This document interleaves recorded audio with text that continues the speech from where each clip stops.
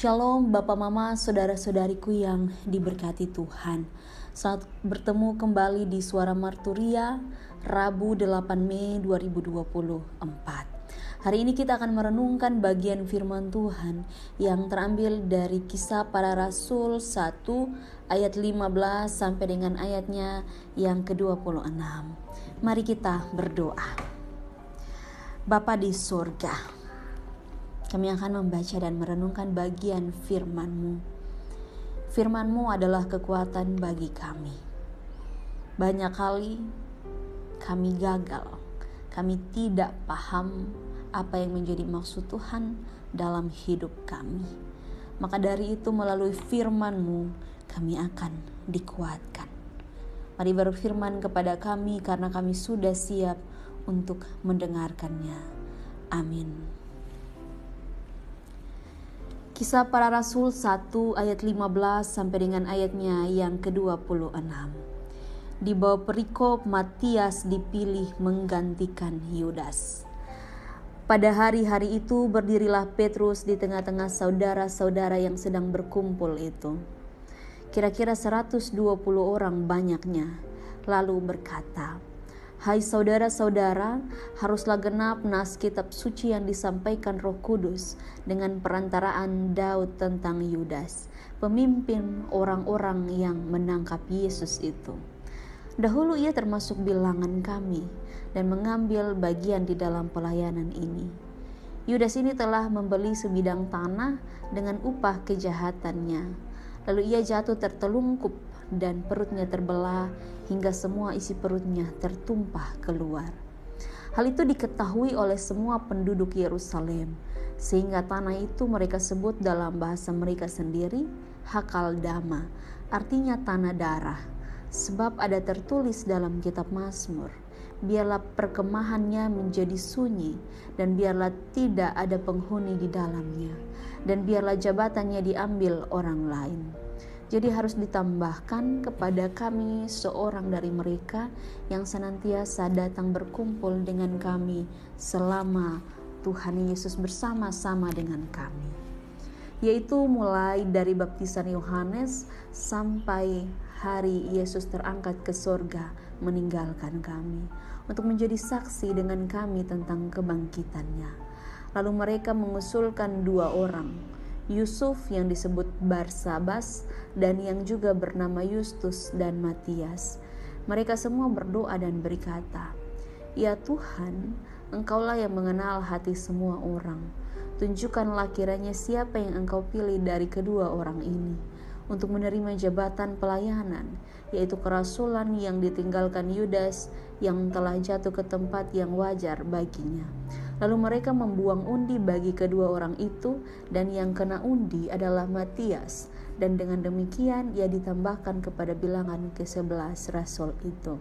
Demikian jauh pembacaan firman Tuhan. Berbahagialah setiap kita yang tidak hanya membaca, tapi juga mau melakukan dalam kehidupan kita setiap hari. Bapak, Mama, saudara-saudariku yang diberkati Tuhan, Shalom. Hari ini tema yang membimbing kita ialah jauhi permusuhan. Dalam kehidupan kita, banyak kali hal yang membuat kita itu tidak nyaman, membuat hidup kita tidak tentram. Salah satunya adalah ketika kita punya musuh. Atau juga ketika orang memusuhi kita, padahal kita tidak merasa bahwa kita ini bermusuhan satu dengan yang lain. Tapi dalam hal ini kehidupan kita sebagai manusia selalu saja diperhadapkan dengan hal-hal seperti itu. Dan hari ini kita diajak untuk bagaimana kita menjauhi permusuhan itu. Ini hal yang sulit. Hal yang sulit bagi orang-orang yang kemudian susah untuk memaafkan orang lain. Dalam hal ini kita sebagai manusia yang terbatas, yang dalam keterbatasan kita kadangkala kita punya ego yang besar. Tapi dalam firman Tuhan hari ini mau kasih tahu kepada kita bahwa kita sebagai manusia, kita harus melakukan permusuhan. Dalam hal ini ternyata permusuhan yang dimaksudkan ini permusuhan yang baik. Karena apa? Permusuhan dalam hal ini permusuhan dengan kuasa jahat. Allah mau supaya kita bermusuhan dengan hal-hal yang tidak baik dalam kehidupan ini. Tapi kemudian juga di sisi lain,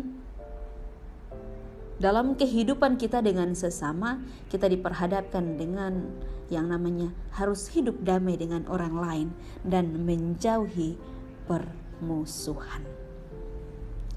Bapak, mama, saudara-saudariku yang terkasih, manusia memilih menjadi kawan bagi kejahatan dan memilih untuk bermusuhan dengan Allah dan sesama. Padahal firman Tuhan selalu mengingatkan kita bahwa kita harus bermusuhan dengan segala sesuatu yang jahat. Dalam hal ini, ketika Yudas Iskariot, dia memutuskan untuk menjadi musuh bagi Yesus. Artinya dia membawa dirinya keluar dari kehidupan dengan Yesus. Padahal dia adalah seorang murid Yesus, seorang yang dekat dengan Yesus. Seorang yang dekat bisa mengkhianati dan bisa menjadi musuh kita. Dan ini sudah dialami oleh Yesus sendiri. Kisah bunuh diri kemudian yang dilakukan oleh Yudas juga memberikan kita pelajaran yang begitu berharga. Kita tahu bahwa Yudas mendatangi para pemimpin agama. Dan ketika Yudas pada akhirnya menyerahkan Yesus, dia menyesal. Tapi apakah penyesalannya ini adalah penyesalan yang kemudian bisa membuat Yesus kembali? Tidak. Dia sudah terlanjur membuat yang namanya permusuhan. Dan ini hal yang tidak baik. Kejahatan yang dilakukannya ternyata membawa dia kepada jalan yang kemudian membuat dia celaka. Dia kemudian harus mengalami yang namanya penderitaan. Dan padahal dia tidak sanggup dengan hal itu. Bisa kita lihat bahwa sebenarnya hal-hal yang kemudian membuat dia ada di posisi paling sulit dalam kehidupan ini bukan karena uang, tapi karena pilihannya terhadap uang. Kehidupan kita tidak terlepas dengan pilihan. Kita mau memilih yang baik, kita akan menjadi baik. Jika kita mau memilih yang tidak baik, berada di posisi yang jahat, kita menjadi jahat. Kita menjadi tidak baik. Bapak, mama, saudara-saudariku yang diberkati Tuhan, ini akan menjadi kebiasaan dalam kehidupan kita, budaya dalam kehidupan kita. Ketika kita membangun permusuhan dengan Yesus, ketika kita membangun permusuhan dengan sesama kita, di sana kita membangun budaya yang kemudian budaya permusuhan itu sendiri. Tapi dalam hal ini, mari kita meninggalkan kehidupan-kehidupan kita yang seperti itu, supaya kehidupan kita jadi berkat, kehidupan kita jadi terang, kehidupan kita tidak membuat kita berselisih satu dengan yang lain. Kita sebagai manusia sosial yang tidak bisa terlepas dari orang lain, kehidupan bersama kita membutuhkan kasih Yesus. Dan kasih Yesus itu sudah ada dalam kehidupan kita. Bagaimana kita meresponnya? Itu yang menjadi pertanyaan bagi kita. Maka dari itu, firman Tuhan terus mengingatkan kita, terus mengajak kita, membawa kita kepada kehidupan yang baik. Kiranya firman Tuhan ini menjadi alat dan menjadi bagian dalam kehidupan kita untuk kita menjadi berkat dalam kehidupan ini. Amin. Mari kita berdoa. Bapa, terima kasih atas firman-Mu.